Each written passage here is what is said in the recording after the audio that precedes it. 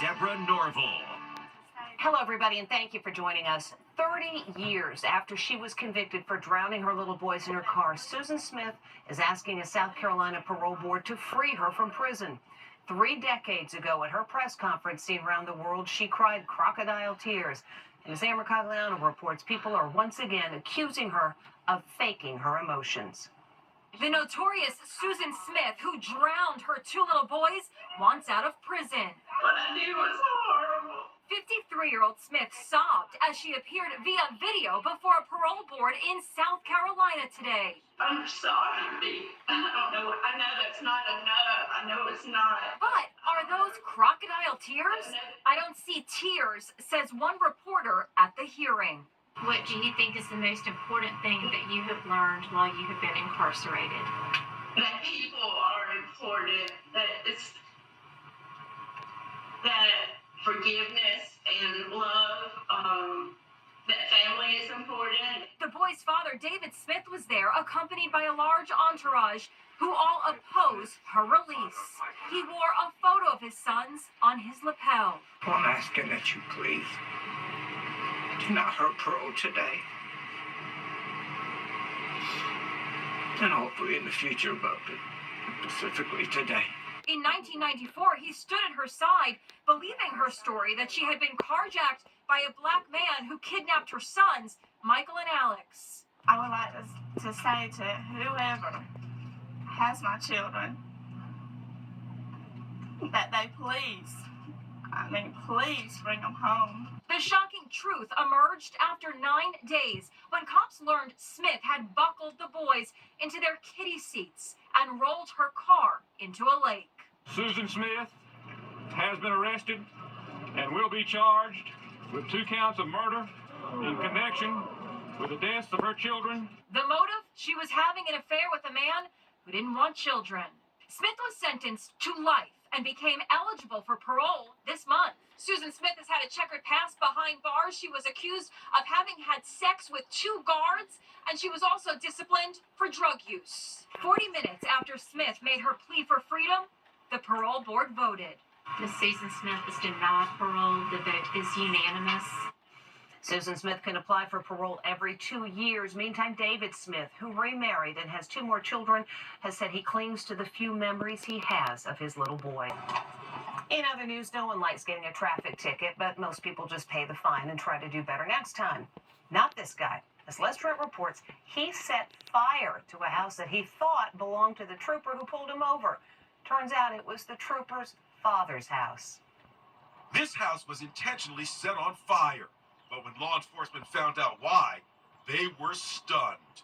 It is the most reprehensible set of facts I have ever encountered in my career involving police officers. 26-year-old Tyler Williams has just pled guilty to arson, and authorities say he committed the act for revenge because he was issued traffic tickets by a state trooper.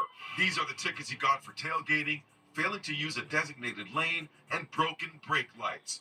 He was described as being extremely argumentative, and then his anger grew and grew. He started Googling and searching the trooper's address and information about the trooper to try to get identifying information that was publicly available. He then found an address that he believed was the trooper's address and responded to that location. At 4 a.m., the morning after he was pulled over and ticketed, the suspect came to this house with a gasoline can in hand. He doused the property and set it ablaze. Inside were 3 people, the trooper's father and 2 siblings. Thankfully, they all got out alive. The house was destroyed, but has since been rebuilt. Your men and women are out there on the front lines, and they can't be safe from anyone who can Google them. It should terrify every police officer that puts on his uniform. This guy maybe would have paid $200 for these tickets. Now he's facing 20 years. Tyler Williams is scheduled for sentencing on January 6th. During the commercial break, Julianne did a quick change back to her dress and returned to being a host. Whether you're happy or sad about the outcome of the presidential election, both sides have this in common. They are opening their wallets. As Allison Hall reports, there's a lot of retail therapy going on. It's a great post-election spending spree. Social media is loaded with doomsday spenders who are giving a boost to the economy from both sides of the political aisle. Check out this woman's major shopping haul. My celebratory purchase of the election win. Content creator Nicole Gavrilov celebrated Trump's victory with a trip to Costco, spending $450, $75 over her budget. I feel strongly that our economy is going to have a wonderful boom following this election. So, how do Kamala Harris supporters feel? Well, many of them are also spending big bucks, but as a form of retail therapy. I think that there are a few coping mechanisms, and I don't think this is the worst one. So, you decided to deal with your emotions by using your credit card? That is correct.